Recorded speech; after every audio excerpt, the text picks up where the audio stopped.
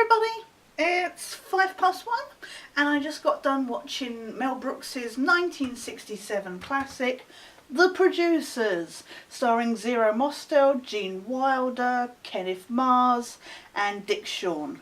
This one I've actually only seen before, and at the point I haven't actually seen the remake with Nathan Lane, etc. So I won't be able to draw a kind of draw a comparison between the two.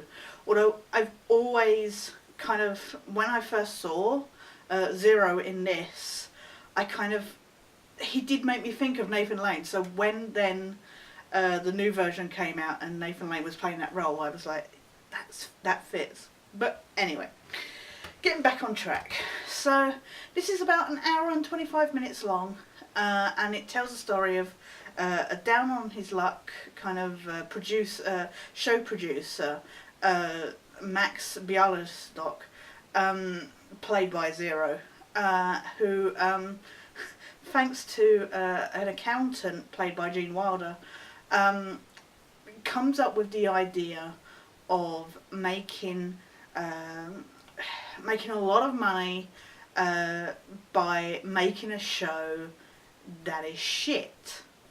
So they go trawling for the worst possible story idea imaginable, looking for the worst play book, and they come up with this one written by a German, played by Kenneth Mars, who about Hitler, and it's trying to big up Hitler and stuff like that.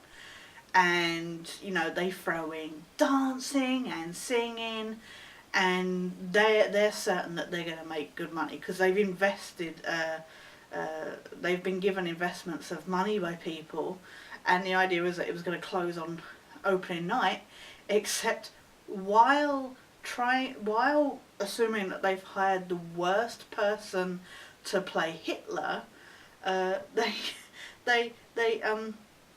they hire Lorenzo, also known as LSD, who's a hippie, and he is just so incompetent, but he makes the role of Hitler really silly.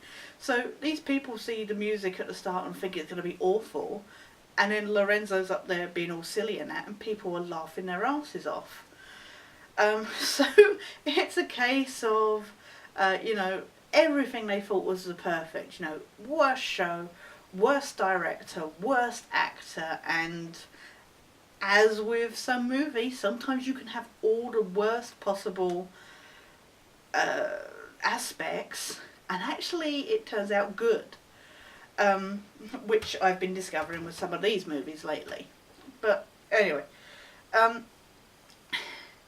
know what to say about this one. It's difficult because I enjoy it.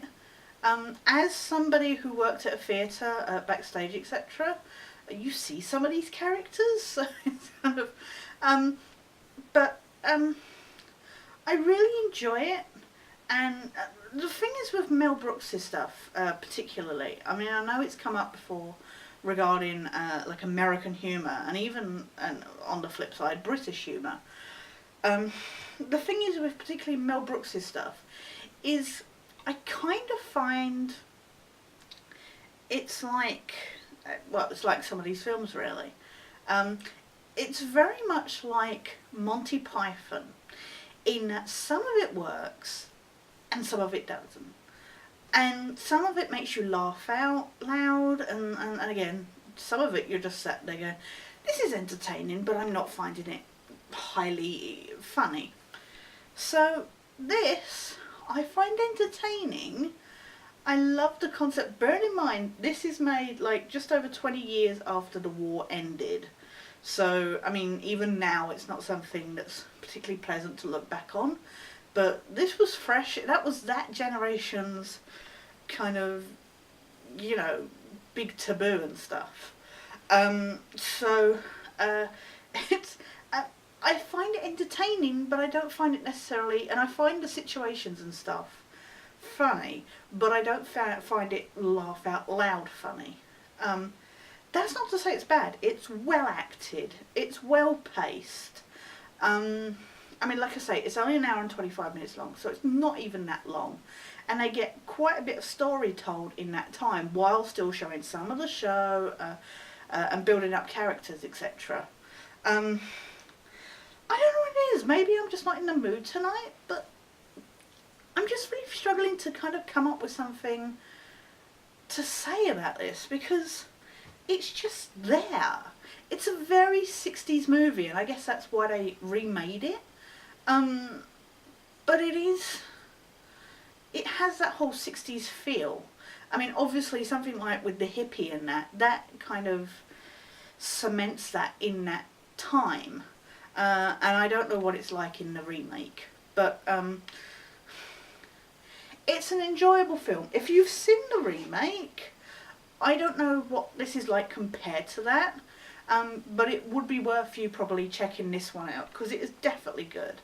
It is one of Mel Brooks's better features, but it's one of those ones you just don't.